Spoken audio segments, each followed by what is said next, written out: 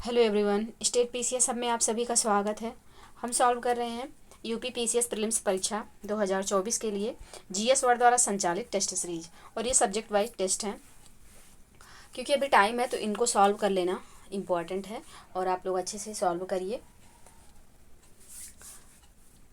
और आप आर के लिए भी इस टेस्ट को सॉल्व कर सकते हैं क्योंकि जीएस का सेम पैटर्न है। बस क्वेश्चन का इशू है कि इसमें पीसीएस में 150 क्वेश्चन होते हैं और आर में 140 क्वेश्चन होते हैं जीएस के पेपर में। तो इसलिए ये जो है आर के लिए भी इम्पॉर्टेंट है टेस्ट सीरीज। तो आप लोग वीडियो को लास्ट तक देखिएगा। वीडियो पसंद आ जाए तो प्लीज़ लाइक और शेयर कर दीजिएगा। चैनल को प्लीज़ सब्सक्राइब कर लीजिए। तो चलिए आगे बढ़ते हैं। इसके पहले बता दें कि इसके पहले हमने हिस्ट्री के तीनों टेस्ट यानी कि प्राचीन इतिहास, मध्यकालीन इतिहास और आधुनिक इतिहास, साथ ही वर्ल्ड ज्योग्राफी, इंडियन ज्योग्राफी और पॉलिटी, ये 6 टेस्ट सॉल्व कर लिए हैं। ये 6 टेस्ट जो है चैनल पे अपलोड हैं। आपने अभी तक नहीं देखा तो वीडियो जाके देख सकते हैं। और आज ही हम आपके सामने इकोनॉमी का टेस्ट लेकर आए हैं। सब्जेक्ट टेस्ट का कौन सा नंबर है नॉट इम्पॉर्टेंट, इकोनॉमी का टेस्ट है, ये इम्पॉर्टेंट है। तो चलिए स्टार्ट करते हैं अपना ये टेस्ट सीरीज।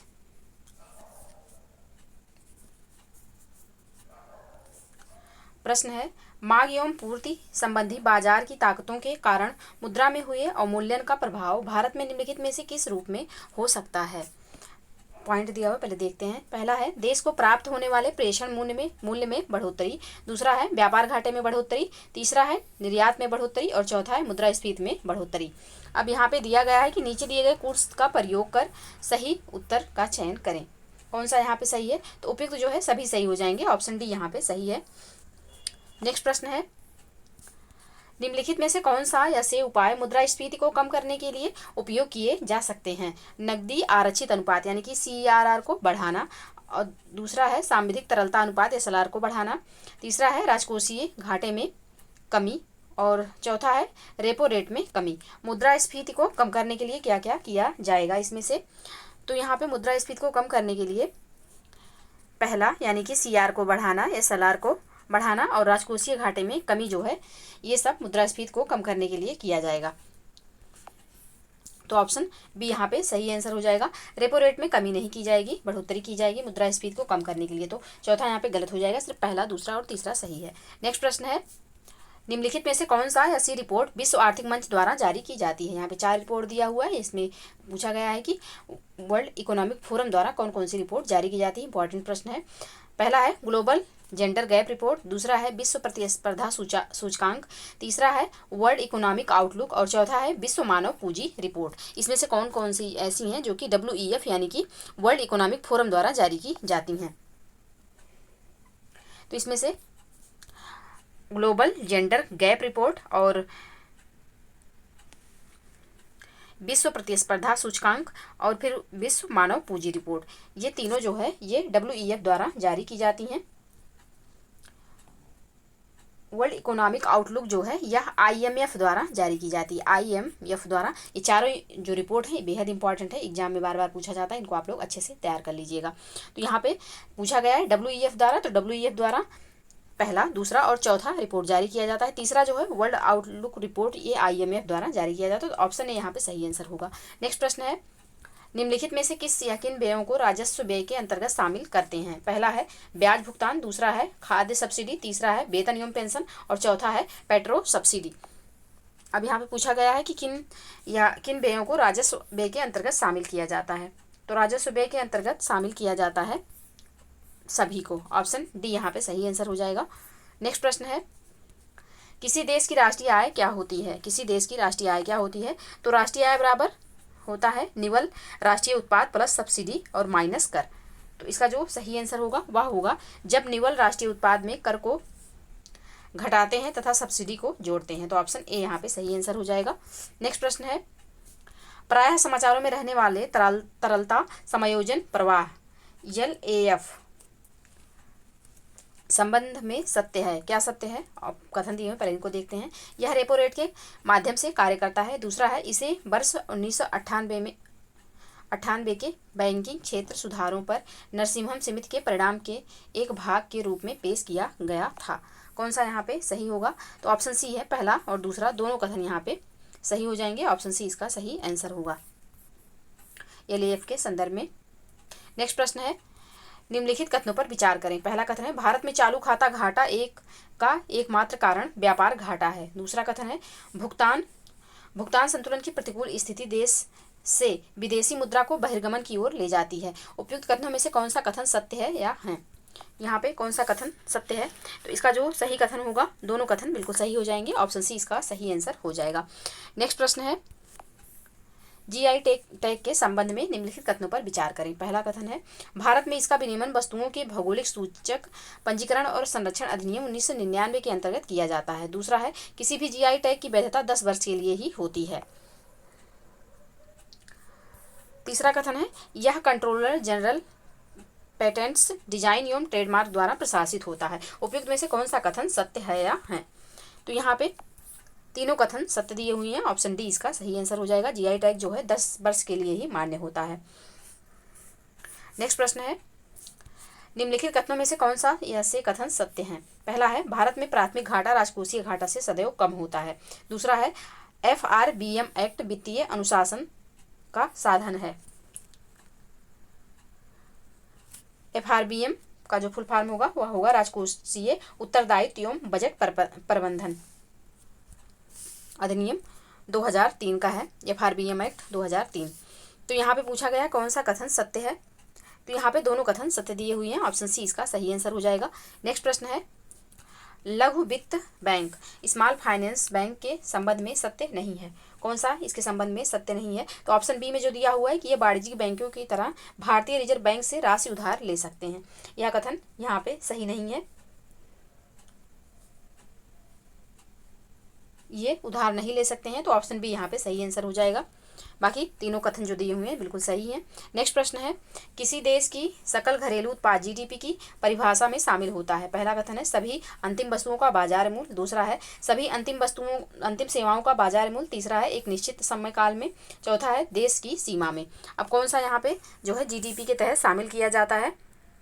तो जीडीपी में सभी शामिल किए जाते हैं। ऑप्शन डी इसका सही आंसर हो जाएगा। नेक्स्ट प्रश्न है, यदि भारतीय कंपनी विदेशी पूंजी बाजार से धन अर्जित करना चाहती है तो उसके पास साधन होंगे। यहाँ पे कौन कौन से साधन होंगे?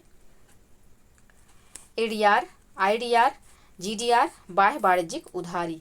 कौन कौन से इसमें से साधन होंगे?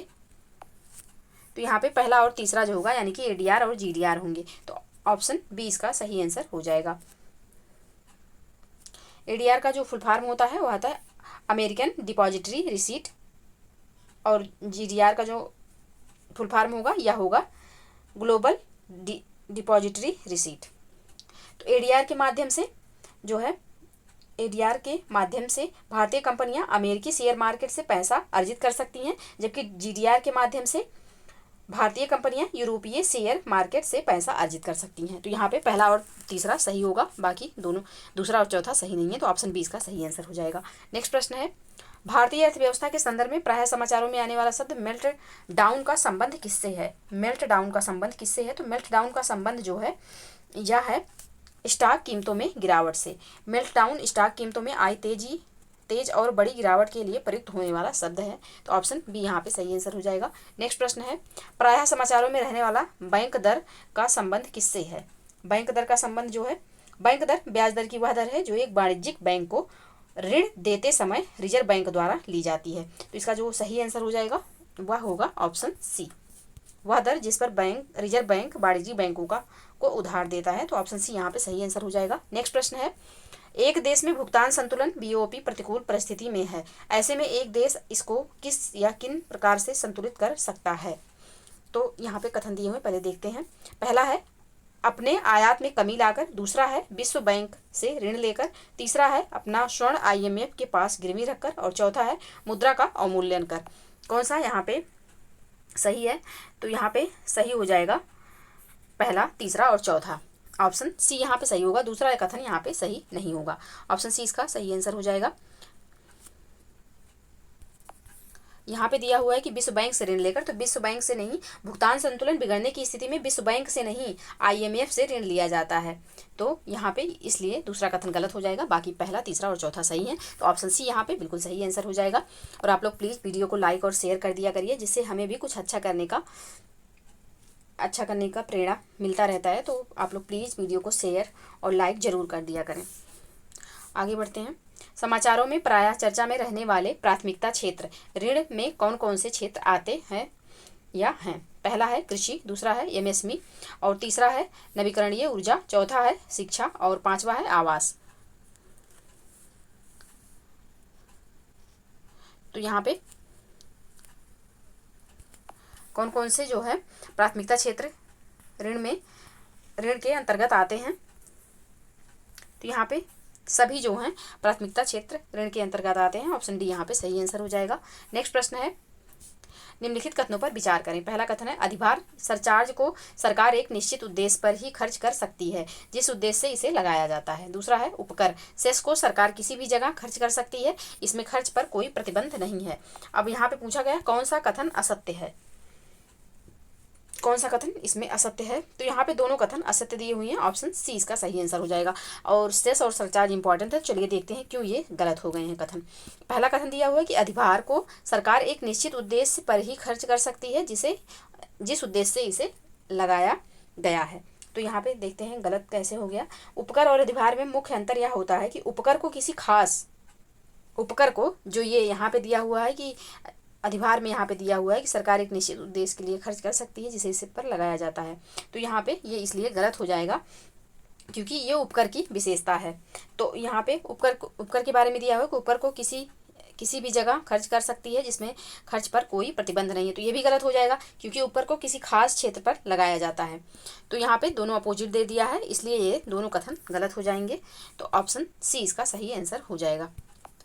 ये भी ध्यान रखिएगा कि यहाँ असत्य पूछा गया है, तो ऑप्शन सी इसका सही आंसर होगा। नेक्स्ट प्रश्न है, वरीयता प्राप्त शेयर प्रेफरेंस शेयर्स के संबंध में निम्नलिखित में से कौन सा कथन असत्य है? कौन सा कथन इसके संबंध में असत्य है? तो ऑप्शन बी में जो दिया हुआ है कि इसमें वोटिंग करने का अधिकार प्राप्त हो जाता है, यह कथन गलत है और ये इसका सही आंसर हो जाएगा। तो ऑप्शन बी यहाँ पे सही है, बाकी तीनों जो ऑप्शन दिए हुए हैं बिल्कुल सही है। नेक्स्ट प्रश्न है, प्रायः समाचारों में रहने वाले चिटफंड के संबंध में निम्न कथनों पर विचार करें। ये पहला कथन है, ये समवर्ती सूची का विषय है। दूसरा कथन है, सेबी इसका नियमन करता है। कौन सा कथन यहाँ पे सत्य है? सत्य पूछा गया है, कौन सा कथन सत्य दिया हुआ है इसके बारे में? तो यहाँ पे सिर्फ पहला कथन सत्य है, ऑप्शन ए इसका सही आंसर हो जाएगा। क्योंकि चिटफंड अधिनियम 1962 जो है 1982 चिटफंड का नियमन करता है, ना कि सेबी। और ये समवर्ती सूची का विषय है, बिल्कुल सही है, लेकिन सेबी इसका नियमन नहीं करती है। इसका नियमन जो है चिटफंड अधिनियम 1982 के तहत किया जाता है। तो यहाँ पे दूसरा कथन गलत हो जाएगा, सिर्फ ऑप्शन ए इसका सही आंसर होगा। नेक्स्ट प्रश्न है, हाल ही में चर्चा में रही भारत की वित्तीय आसूचना इकाई के संबंध में निम्नलिखित कथनों पर विचार करें। पहला कथन है, यह आर्थिक आसूचना परिषद EIC को सीधे रिपोर्ट करता है। दूसरा है, सेबी, रिजर्व बैंक, केंद्रीय प्रत्यक्ष कर बोर्ड आदि इसके सदस्य संस्थान हैं। दूसरा कथन है, ये मनी लॉन्ड्रिंग, आतंकवाद के वित्त पोषण को रोकने की दिशा में कार्य करता है। उपयुक्त कथनों में से कौन सा कथन सत्य है? कौन सा कथन यहाँ पे सत्य है? तो यहाँ पे सभी कथन सत्य दिए हुए हैं, ऑप्शन डी इसका सही आंसर हो जाएगा। नेक्स्ट प्रश्न है, रिवर्स रेपो रेट बढ़ाने से निम्नलिखित में से क्या परिणाम नहीं हो सकता है? रिवर्स रेपो रेट बढ़ाने से क्या परिणाम नहीं होगा? तो यहाँ पे जो दिया हुआ है कि मुद्रास्फीति बढ़ जाएगी या जो है नहीं बढ़ेगी, ऑप्शन डी यहाँ पे ये परिणाम नहीं होगा। बाकी रेपो रेट भी बढ़ जाता है, ये होगा। और आर्थिक सुधार में बाधा उत्पन्न होती है, ये भी होगा। और बैंकों के पास मुद्रा उधार देने को कम हो जाती है, ये भी होगा। क्या नहीं होगा? तो मुद्रास्फीति बढ़ जाएगी, यह नहीं होगा। तो ऑप्शन डी इसका सही आंसर हो जाएगा। नेक्स्ट प्रश्न है, निम्नलिखित में से कौन सी भारत की समक्ष विद्यमान आर्थिक चुनौतियों में शामिल नहीं है?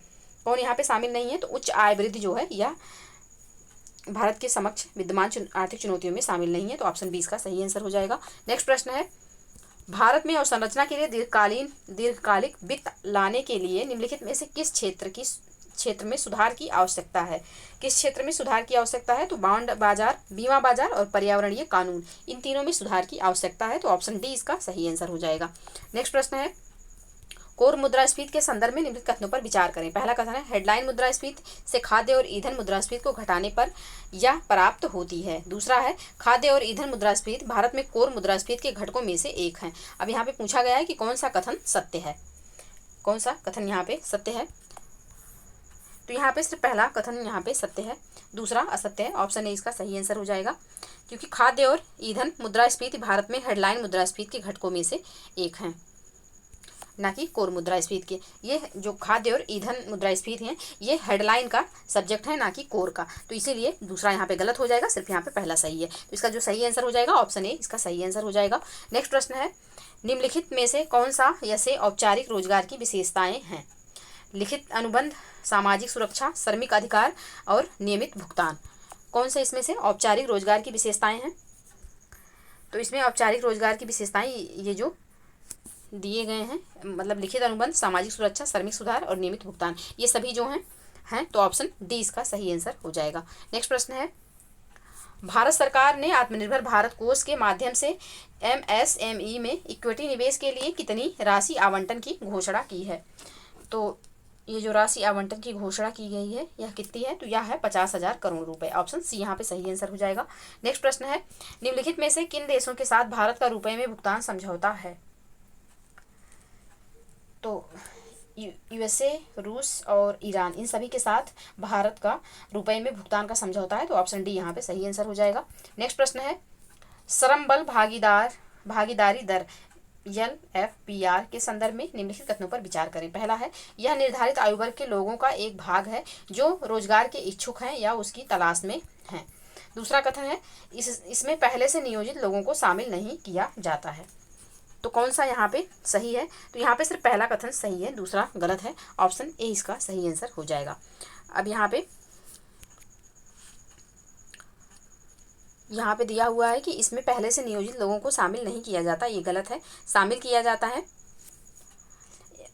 नियोजित या बेरोजगार लोगों को संदर्भित करती है। तो यहाँ पे दूसरा कथन इसलिए गलत हो जाएगा, सिर्फ पहला सही है। तो ऑप्शन ए इसका सही आंसर होगा। नेक्स्ट प्रश्न है, हाल ही में एमएसएमई के लिए संपार्श्विक मुक्त ऋण की सुविधा हेतु पहली क्रेडिट गारंटी योजना शुरू की गई। इसके संदर्भ में निम्नलिखित कथनों पर विचार करें। पहला कथन है, इसे केंद्रीय सहकारिता मंत्रालय ने शुरू किया है। दूसरा है, यह पशुपालन अवसंरचना विकास निधि के तहत शुरू की गई है। अब उपयुक्त कथनों में से कौन सा कथन सत्य है ये पूछा गया है। तो यहाँ पे सिर्फ दूसरा कथन सत्य है, पहला यहाँ पे असत्य है। ऑप्शन बी इसका सही आंसर हो जाएगा।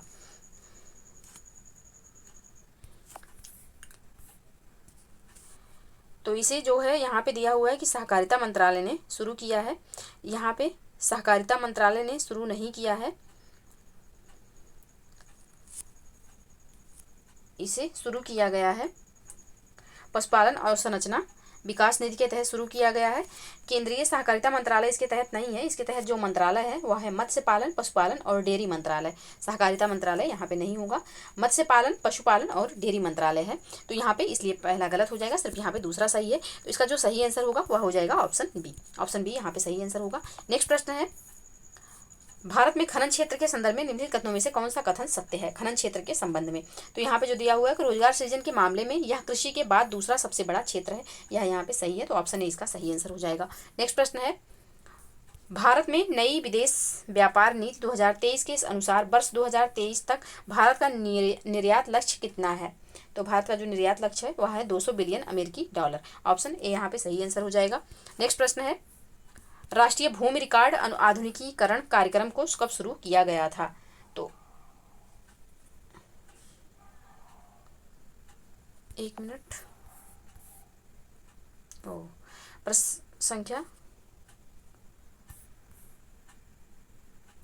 हाँ यहाँ पे जो हमने बताया 200 बिलियन डॉलर ये गलत है, इसको फिर से पढ़ लेते हैं। भारत की नई विदेश व्यापार नीति 2023 के अनुसार वर्ष 2030 तक का निर्यात लक्ष्य कितना है? तो ये निर्यात लक्ष्य 2 ट्रिलियन अमेरिकी डॉलर का है, ना कि बिलियन का। तो ऑप्शन डी यहाँ पे सही आंसर हो जाएगा। नेक्स्ट प्रश्न है, राष्ट्रीय भूमि रिकॉर्ड आधुनिकीकरण कार्यक्रम को कब शुरू किया गया था? तो इस कार्यक्रम को शुरू किया गया अगस्त 2008 में। ऑप्शन ए यहाँ पे सही आंसर हो जाएगा।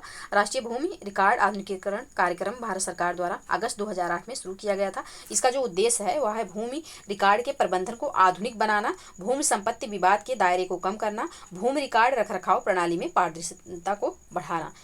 तो ऑप्शन ए यहाँ पे सही आंसर हो जाएगा। नेक्स्ट प्रश्न है, भारत में इथेनॉल मिश्रित पेट्रोल के संदर्भ में निम्नलिखित कथनों पर विचार करें। पहला कथन है, भारत ने वर्ष 2023 में 20% इथेनॉल मिश्रित पेट्रोल लॉन्च किया है। दूसरा है, वर्ष 2030 तक पूरे देश को कवर करने का लक्ष्य है। अब यहाँ पे कौन सा कथन सत्य है या है, कौन सा कथन यहाँ पे सत्य है? तो यहाँ पे सिर्फ पहला कथन सत्य है, दूसरा यहाँ पे असत्य है। ऑप्शन ए यहाँ पे सही आंसर हो जाएगा। और वर्ष जो है 2030 तक नहीं, इसको जो है 2025 तक पूरा करने का लक्ष्य था, तो इसलिए दूसरा कथन गलत हो जाएगा, सिर्फ पहला कथन यहाँ पे सही है। लक्ष्य हमेशा जो भी मतलब हर चीज़ का लक्ष्य दिया हुआ है, वो लक्ष्य अगर आपको कहीं भी क्वेश्चन में मिलता है तो आप लोग प्लीज़ उसको ध्यान से पढ़िएगा, क्योंकि एग्जाम में बार बार लक्ष्य को दे देता है, कभी कभी कूट मिलाने के लिए देता है कि, तो उसको आप लोग याद रखेंगे तो बहुत ईजी हो जाता है आप लोगों को, नहीं तो बहुत ज़्यादा कन्फ्यूजन होता है ऐसे प्रश्न में। तो यहाँ पे जो इसका सही आंसर होगा वो हो जाएगा ऑप्शन ए। दूसरा यहाँ पे 2030 ना होकर के 2025 तक इसका लक्ष्य है, तो दूसरा गलत हो जाएगा, सिर्फ पहला सही है। नेक्स्ट प्रश्न है, वस्तु एवं सेवा कर परिषद ने अपनी 50वीं बैठक ऑनलाइन गेमिंग, कसिनो एवं घुड़दौड़ पर कितना कर लगाया है? तो कितना कर लगाया गया है? तो यह लगाया गया है 28%, सबसे उच्च। तो ऑप्शन बी यहाँ पे सही आंसर हो जाएगा। नेक्स्ट प्रश्न है, निम्नलिखित में से कौन सा देश वर्ष 2022 में शीर्ष 5 प्रेषण प्राप्तकर्ता देशों में से एक नहीं है? निम्नलिखित में से कौन सा देश वर्ष 2022 में शीर्ष 5 प्रेषण प्राप्तकर्ता देशों में से एक नहीं है? कौन सा इसमें से नहीं है? तो ये जो यूएई है यह नहीं है, ऑप्शन डी यहाँ पे सही आंसर हो जाएगा। वर्ष 2022 में शीर्ष 5 प्रेषण प्राप्तकर्ता देश जो हैं वह हैं भारत, मैक्सिको, चीन, फिलीपींस और पाकिस्तान। प्रेषण प्राप्तकर्ता इस सेंस कि जो हमारे लोग बाहर रह रहे हैं विदेश में, वो जो पैसा भेज रहे हैं रेमिटेंस, वो हमारा कौन सा देश कितना प्राप्त कर रहा है, कि कौन से देश के लोग कितना ज़्यादा बाहर से कमा के अपने देश में भेज रहे हैं, उससे इसका सेंस है। तो जो है पहले नंबर पे भारत है, दूसरे पे मैक्सिको है, तीसरे पे चीन है, चौथे पे है फिलीपींस और पाँचवें पे पाकिस्तान है। यूएई जो है इन पाँचों में से नहीं है, तो ऑप्शन डी यहाँ पे सही आंसर हो जाएगा। नेक्स्ट प्रश्न है, निम्नलिखित में से किस खरीफ फसल के लिए वर्ष 2023-24 मौसम के लिए न्यूनतम समर्थन मूल्य में वर्ष 2022-23 की तुलना में सबसे ज़्यादा वृद्धि हुई है? किसमें वृद्धि हुई है? तो मूंग में सबसे ज़्यादा वृद्धि हुई है, ऑप्शन ए इसका सही आंसर हो जाएगा। नेक्स्ट प्रश्न है, विदेशी मुद्रा भंडार के प्रबंधन पर भारतीय रिजर्व बैंक की अर्धवार्षिक रिपोर्ट के अनुसार अक्टूबर 2022 से मार्च 2023 तक आरबीआई का स्वर्ण भंडार कितना था? तो आरबीआई का जो स्वर्ण भंडार था यह था 794 मीट्रिक टन, ऑप्शन डी यहाँ पे सही आंसर हो जाएगा। नेक्स्ट प्रश्न है, open market sale scheme OMSS के उद्देश्य के संदर्भ में निम्नलिखित कथनों पर विचार करें। पहला है ओपन मार्केट की कीमतें और मुद्रास्फीति पर नियंत्रण करना। दूसरा है घाटे वाले क्षेत्रों में खाद्य सुरक्षा और अनाज की उपलब्धता सुनिश्चित करना। अब यहाँ पे कौन सा कथन सत्य है? कौन सा कथन यहाँ पे सत्य है? तो यहाँ पे दोनों कथन सत्य हैं, ऑप्शन सी यहाँ पे सही आंसर हो जाएगा। नेक्स्ट प्रश्न है, भारत का पहले अंतर्राष्ट्रीय मल्टी मॉडल लॉजिस्टिक पार्क कहाँ निर्मित हुआ? भारत का पहला अंतर्राष्ट्रीय मल्टी मॉडल लॉजिस्टिक पार्क जो है यह कहाँ पे निर्मित हुआ है?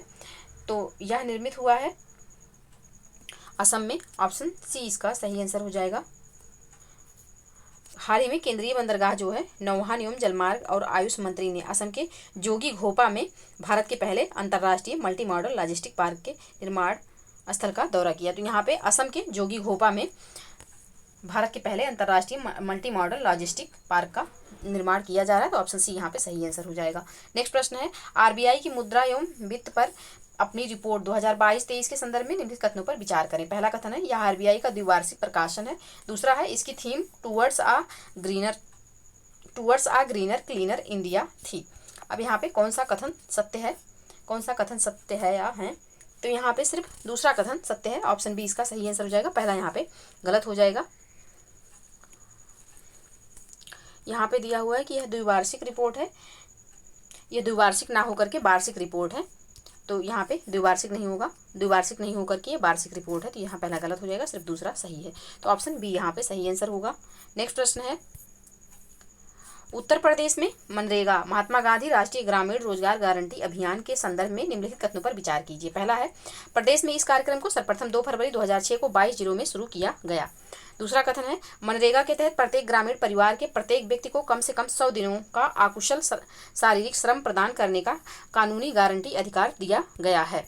तीसरा है, वर्तमान में मनरेगा मजदूरी दर 313 रुपये है, जो कि देश के प्रत्येक राज्यों से अधिक है। अब उपयुक्त कथनों में से कौन सा सही है या है? तो यहाँ पे सिर्फ पहला कथन सही है, ऑप्शन ए इसका सही आंसर हो जाएगा। बाकी दूसरा एवं तीसरा यहाँ पे गलत है। यहाँ पे दिया हुआ है कि उत्तर प्रदेश में मनरेगा मजदूरी दर जो है यह 313 नहीं है, यह 213 रुपये है। 313 नहीं है, 213 रुपये है, इसलिए यहाँ पे तीसरा कथन गलत हो जाएगा। अब देखते हैं दूसरा कथन क्यों गलत है। तो यहाँ पे दिया हुआ है कि मनरेगा के तहत प्रत्येक ग्रामीण परिवार के प्रत्येक व्यक्ति को कम से कम 100 दिनों का अकुशल शारीरिक श्रम प्रदान करने का कानूनी गारंटी अधिकार दिया गया है। तो यहाँ पे है कि मनरेगा का उद्देश्य प्रत्येक ग्रामीण परिवार के एक व्यक्ति को, यहाँ पे है कि प्रत्येक व्यक्ति को नहीं, एक व्यक्ति को कम से कम 100 दिनों का अकुशल शारीरिक श्रम प्रदान करने का कानूनी गारंटी अधिकार दिया गया है। तो यहाँ पे प्रत्येक नहीं होगा, सिर्फ एक व्यक्ति को। तो यहाँ पे इसलिए दूसरा भी गलत हो जाएगा। तो पहला सही है, दूसरा और तीसरा यहाँ पे गलत हो जाएंगे। वर्तमान में जो राज्य की यानी कि उत्तर प्रदेश में जो मनरेगा की मजदूरी दर है वह 213 रुपये है, ना कि 313। तो इसलिए तीसरा कथन भी गलत हो जाएगा। सिर्फ यहाँ पे पहला कथन सही है, तो ऑप्शन ए इसका सही आंसर होगा। नेक्स्ट प्रश्न है, उत्तर प्रदेश राज्य का वर्ष 2023-24 में राजकोषीय घाटा कितना प्रतिशत है? तो ये जो राजकोषीय घाटा है यह 3.48% है, तो ऑप्शन सी इसका सही आंसर हो जाएगा। नेक्स्ट प्रश्न है, देश की जीडीपी में उत्तर प्रदेश का योगदान है। देश की जीडीपी में उत्तर प्रदेश का कितना योगदान है? तो उत्तर प्रदेश का योगदान 8% से अधिक है, ऑप्शन सी यहाँ पे सही आंसर हो जाएगा। नेक्स्ट प्रश्न है, उत्तर प्रदेश के बजट 2023-24 में मुख्यमंत्री कन्या सुमंगला योजना हेतु बजट में कितनी धनराशि का प्रावधान किया गया है? तो ये जो धनराशि है वह है 1050 करोड़, ऑप्शन डी यहाँ पे सही आंसर हो जाएगा। और उत्तर प्रदेश की जितनी भी योजनाएं होती हैं या फिर चलाई जाती हैं, तो अब तो आप लोगों को 2 पेपर उत्तर प्रदेश स्पेशल ही है, पेपर 5 और 6 इसके लिए भी। और योजनाएं, कोई भी योजनाएं हैं करंट में आपको मिल रही है तो उसको आप अच्छे से तैयार करिए, क्योंकि उत्तर प्रदेश के पीसीएस परीक्षा के लिए भी और प्रीलिम्स के लिए भी और मेंस के लिए भी बेहद ज़रूरी है योजनाएं, क्योंकि योजना हमेशा पूछा जाता है। आरओ का जो एग्जाम हुआ था उसमें देखिए योजना पूछा गया था और कथन कारण के मतलब कथन बेस पे प्रश्न आया था। तो योजना को अच्छे से तैयार करिएगा। तो ऑप्शन डी यहाँ पे सही आंसर हो जाएगा। कन्या सुमंगला योजना हेतु बजट में कितनी धनराशि का प्रावधान किया गया था? 2023-24 में, ये 24-25 का नहीं है, 2023-24 में। तो इसका हो जाएगा ऑप्शन डी 1050 करोड़। नेक्स्ट प्रश्न है, वित्त वर्ष 2023-24 में उत्तर प्रदेश के बजट में कुल व्यय राशि अनुमानित की गई, कितना अनुमानित की गई है? तो यह व्यय राशि अनुमानित है 6,90,242.43 करोड़ रुपए, ऑप्शन सी यहाँ पे सही आंसर हो जाएगा। नेक्स्ट प्रश्न है, उत्तर प्रदेश के वित्तीय वर्ष 2023-24 के बजट के संबंध में निम्नलिखित में से कौन सा कथन सही है या है? कौन सा कथन यहाँ पे सही है या है? पहला कथन है, वित्त वर्ष 2023-24 के अनुसार लोक लेखा से 5,500 करोड़ रुपए की शुद्ध प्राप्तियां अनुमानित हैं। दूसरा कथन है, राज्य सरकार ने अयोध्या को मॉडल सोलर सिटी घोषित किया है, जिसके लिए वित्त वर्ष 2023-24 के बजट में 15.75 करोड़ रुपए आवंटित किए गए हैं। तीसरा कथन है, उत्तर प्रदेश को 2027 तक आत्मनिर्भर राज्य और $1 ट्रिलियन की अर्थव्यवस्था बनाने का लक्ष्य रखा गया है। अब यहाँ पे दिया गया है कि नीचे दिए गए कूट का प्रयोग कर सही उत्तर का चयन करें। तो यहाँ पे तीनों कथन बिल्कुल सही हैं, ऑप्शन डी इसका सही आंसर हो जाएगा। नेक्स्ट प्रश्न है, यूपी ग्लोबल इन्वेस्टर समिट 2023 के संदर्भ में निम्नलिखित कथनों पर विचार कीजिए। पहला है, इसका आयोजन इलेक्ट्रॉनिक सिटीज नोएडा में किया गया था। दूसरा है, हस्ताक्षरित समझौता ज्ञापन के अंतर्गत लगभग 33.50 लाख करोड़ रुपए के 19,000 से अधिक MOUs मेमोरेंडम ऑफ यूनिट्स हुए हैं। तीसरा कथन है, यह मेमोरेंडम ऑफ यूनिट्स समझौता 10 से 12 फरवरी 2023 के मध्य हुआ। अब यहाँ पे सही कोड का प्रयोग कर सही आंसर बताना है। तो यहाँ पे पहला गलत है, दूसरा एवं तीसरा सही है, ऑप्शन डी इसका सही आंसर हो जाएगा। इसका जो समिट का जो आयोजन किया गया था यह नोएडा में ना करके लखनऊ में हुआ था, राजधानी लखनऊ में हुआ था, तो इसलिए पहला कथन गलत हो जाएगा। दूसरा और तीसरा कथन सही है, तो ऑप्शन यहाँ पे डी इसका सही आंसर होगा। नेक्स्ट प्रश्न है, वित्त वर्ष 2023-24 उत्तर प्रदेश बजट में वृद्धावस्था किसान पेंशन योजना हेतु कितनी धनराशि का आवंटन किया गया है? तो ये जो धनराशि है यह है 7,248 करोड़, तो ऑप्शन डी यहाँ पे सही आंसर हो जाएगा। नेक्स्ट प्रश्न है, उत्तर प्रदेश बजट वित्त वर्ष 2023-24 के संदर्भ में निम्नलिखित कथनों पर विचार करें। पहला है, इंक्यूबेटर्स को बढ़ावा देने तथा स्टार्टअप्स के लिए सीड फंड हेतु 100 करोड़ रुपए की व्यवस्था की गई है। दूसरा कथन है, वर्तमान में प्रदेश में 50 इंक्यूबेटर्स तथा 7,200 स्टार्टअप्स कार्यरत हैं। पीछे दिए गए कोड का प्रयोग कर सही उत्तर का चयन करें। कौन सा यहाँ पे सही है? तो यहाँ पे दोनों कथन सही है, ऑप्शन सी इसका सही आंसर हो जाएगा। नेक्स्ट प्रश्न है, भारत सरकार द्वारा स्टार्टअप्स रैंकिंग के तहत किस प्रदेश को इंस्पायरिंग लीडर के रूप में सम्मानित किया गया है? तो यह जो है इंस्पायरिंग लीडर के रूप में उत्तर प्रदेश को सम्मानित किया गया है। तो उत्तर प्रदेश ऑप्शन में है नहीं, तो इसका जो सही आंसर हो जाएगा ऑप्शन डी हो जाएगा, इनमें से कोई नहीं। नेक्स्ट प्रश्न है, एकीकृत बागवानी विकास मिशन के संदर्भ में विचार कीजिए। पहला कथन है, उत्तर प्रदेश में 45 जनपदों में इस मिशन का क्रियान्वयन किया जा रहा है। दूसरा कथन है, इसके वित्तीयन में 60% हिस्सा राज्य सरकार तथा 40% हिस्सा केंद्र सरकार का है। नीचे दिए गए कोड से सही उत्तर का चयन कीजिए। तो यहाँ पे सिर्फ पहला सही है, दूसरा गलत हो जाएगा, ऑप्शन ए इसका सही आंसर होगा, क्योंकि यहाँ पे केंद्र का जो हिस्सेदारी है वह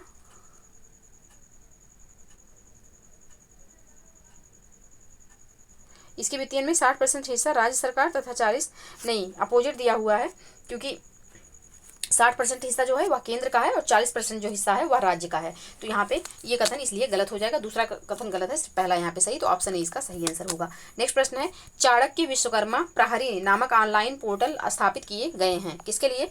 तो ये पोर्टल है मार्ग एवं सेतु के निर्माण संबंधी समस्त गतिविधियों को सशक्त एवं पारदर्शी बनाने हेतु। ऑप्शन ए यहाँ पे बिल्कुल सही आंसर हो जाएगा। नेक्स्ट प्रश्न है, उत्तर प्रदेश में शिक्षा पर किए गए व्यय को क्रमशः घटते हुए क्रम में सजाइए।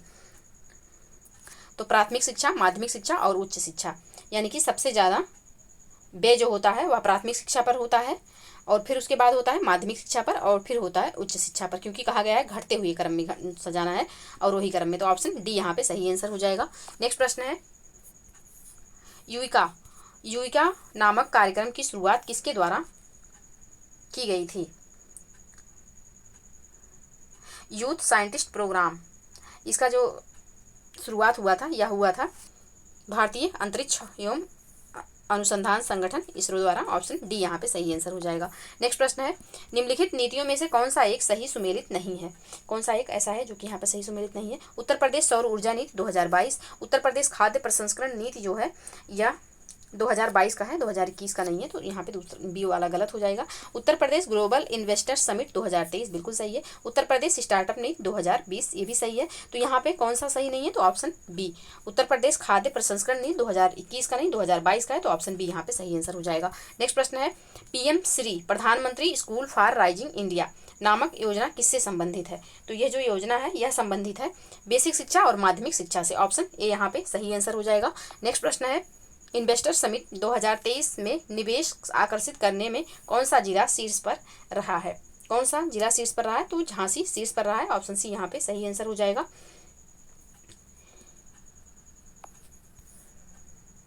नेक्स्ट प्रश्न है, उत्तर प्रदेश बजट 2023-24 के संदर्भ में निम्नलिखित में से कौन सा कथन सही है? यहाँ है पहला है, वृद्धावस्था किसान पेंशन योजना हेतु 2023-24 के बजट में 7,248 करोड़ रुपए का प्रावधान किया गया है। दूसरा कथन है, मुख्यमंत्री सामूहिक विवाह योजना के तहत इस बजट में 35,950 जोड़ों का विवाह संपन्न कराए जाने का प्रावधान है। अब नीचे दिए गए कोड का प्रयोग कर सही उत्तर का चयन करना है। यहाँ पे कौन सा यहाँ पे सही है?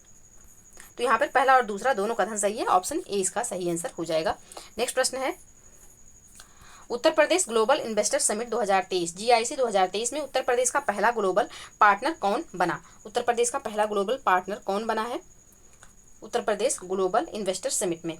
तो ये जो ग्लोबल पार्टनर बना है यह बना है सिंगापुर। ऑप्शन सी यहाँ पे सही आंसर हो जाएगा। नेक्स्ट प्रश्न है, हाल ही में उत्तर प्रदेश की किस आयोग का नाम बदलकर राज्य परिवर्तन आयोग कर दिया गया?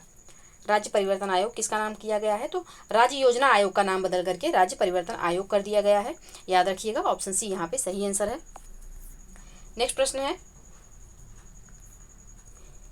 बजट 2023-24 के अनुसार नई उत्तर प्रदेश पर्यटन नीति 2022 के अंतर्गत अगले कितने वर्षों में 10 लाख करोड़ रुपए का निवेश का लक्ष्य रखा गया है?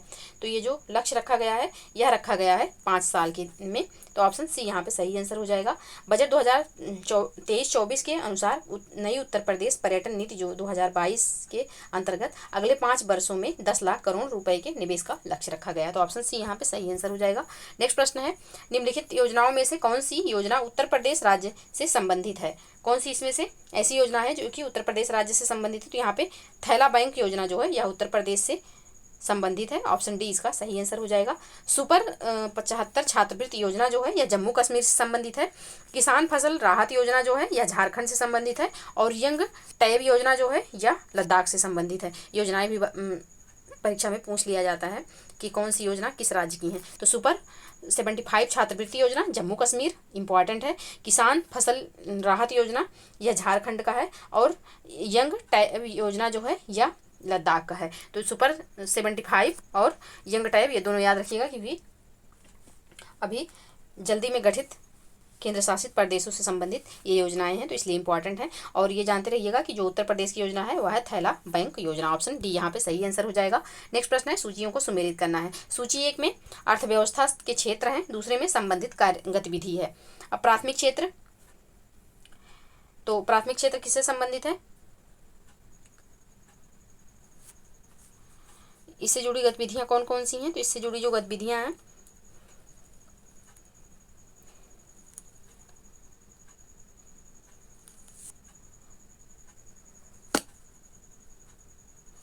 एक मिनट,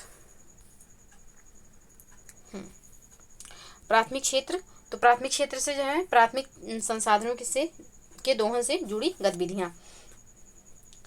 और तृतीय क्षेत्र, तो तृतीय क्षेत्र वो सभी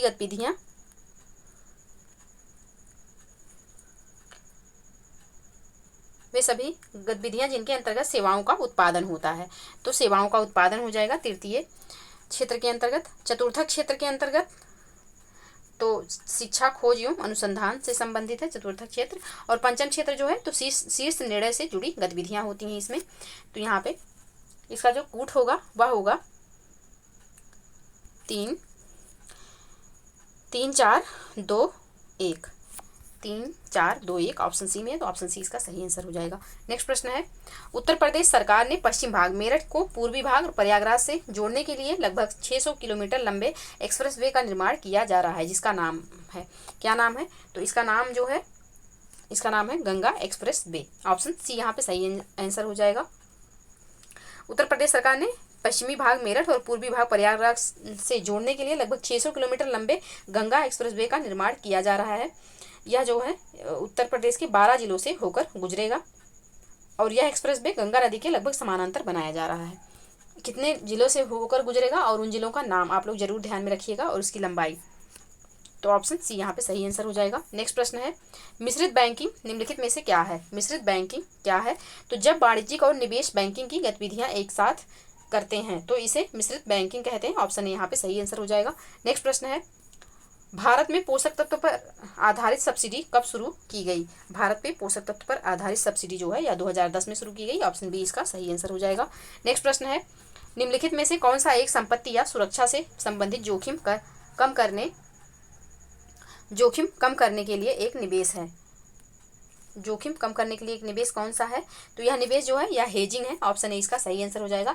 हेजिंग जो है यह प्रबंधन जोखिम वित्त के प्राथमिक कार्यों में से एक है। यह जोखिम प्रबंधन प्रतिकूल मूल्य से उत्पन्न होने वाले वित्तीय जोखिम को कम करने पर आधारित है। तो ऑप्शन ए यहाँ पे सही आंसर हो जाएगा।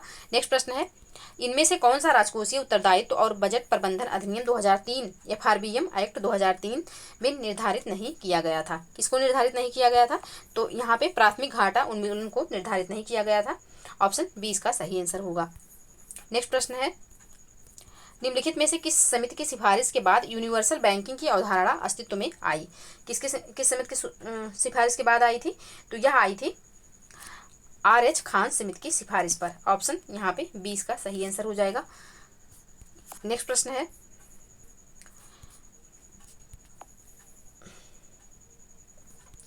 किस पंचवर्षीय योजना के द्वारा भारतीय बुनियादी ढांचे में राजमार्गों को जोड़ा गया? भारतीय बुनियादी ढांचे में जो है राजमार्गों को कब जोड़ा गया? तो यह जोड़ा गया है 5वीं पंचवर्षीय योजना में। 5वीं पंचवर्षीय का जो कार्यकाल था वह 1974 से 1979 था। तो ऑप्शन ए यहाँ पे सही आंसर हो जाएगा। तो आज के लिए बस इतना ही। इससे आगे के प्रश्न कल की वीडियो में आएंगे। और आप लोग प्लीज़ वीडियो को लास्ट तक देखिएगा और वीडियो को प्लीज़ लाइक और शेयर कर दीजिएगा। चैनल को प्लीज़ सब्सक्राइब कर लीजिएगा। मिलते हैं नेक्स्ट वीडियो में, तब तक के लिए पढ़ते रहिए, स्वस्थ रहिए। जय हिंद, जय भारत।